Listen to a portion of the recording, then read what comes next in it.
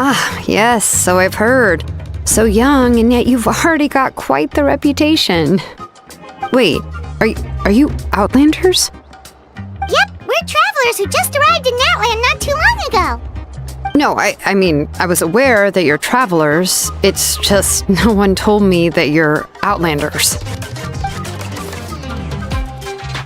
No, the only thing she said is that a new hero had pledged himself to the plan. But we'd need to forge an ancient name to ensure he'd be able to return safe and sound. And she did mention that it would be quite difficult to forge an ancient name for them, but at the time, I thought she was just commenting on my skills. But I seem to understand where the true difficulty lies now.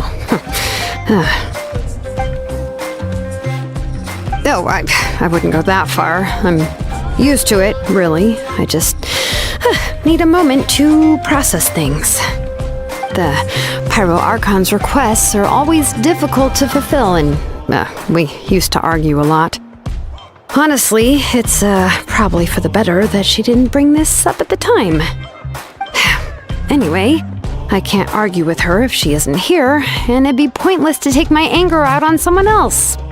But, just because I understand her rationale doesn't make me any less upset.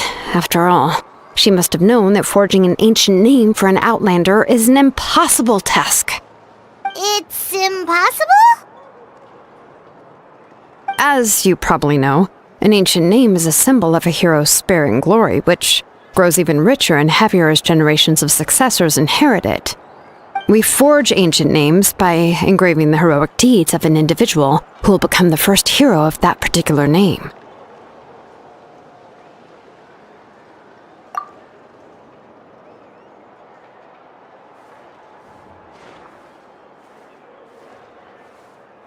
But they were all performed outside of Natlan, correct? Yeah, that's right. Then those deeds haven't been recorded by the Night Kingdom.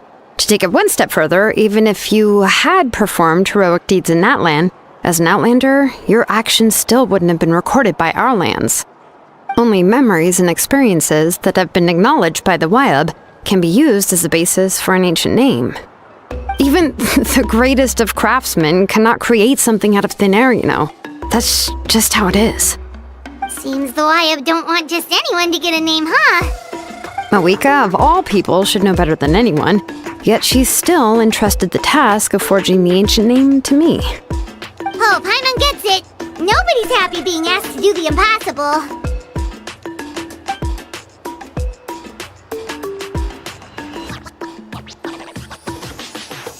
Ugh, don't remind me. Let's just focus on how we can pull this off. How to achieve the impossible. You mean you're already willing to accept the task? Well, what else can I do? What's happened is already done, and it's not like I can outright defy the order of my Archon. If she gave me this order, then she believes the ancient name is an indispensable part of her plan, and that I'll be able to find a way to make it happen. In other words, the order is an affirmation of my abilities. Whoa, not only has she accepted the task, but now she's looking for silver linings?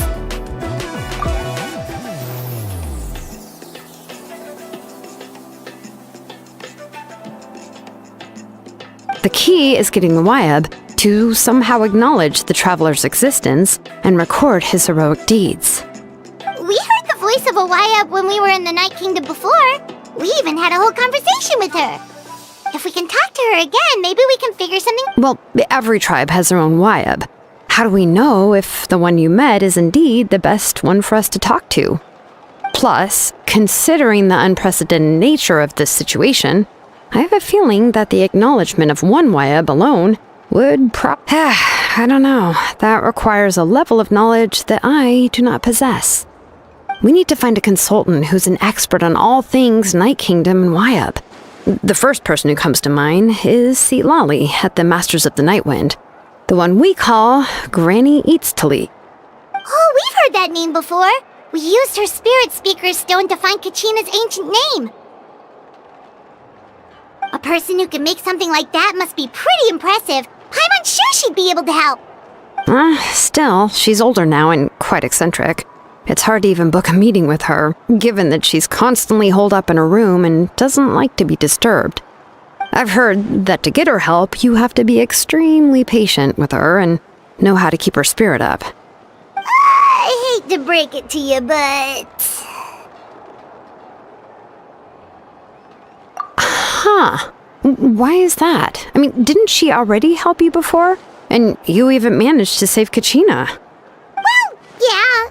At the cost of her spirit speaker stone being split into two.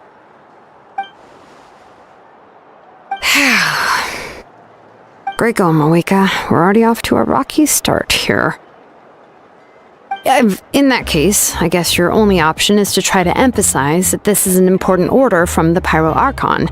Hopefully, Seat Lolly would still want to show respect to the Archon. I'll also write you a letter on your behalf.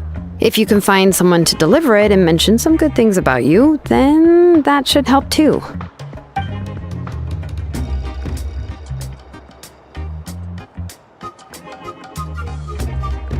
Paimon sure hopes a Hal won't interrupt when he's talking, though. Alright, Kanich is a seasoned negotiator. I trust that he'll know the best things to say. Please just give me a moment to write the letter, and we can meet up near the Statue of the Seven later.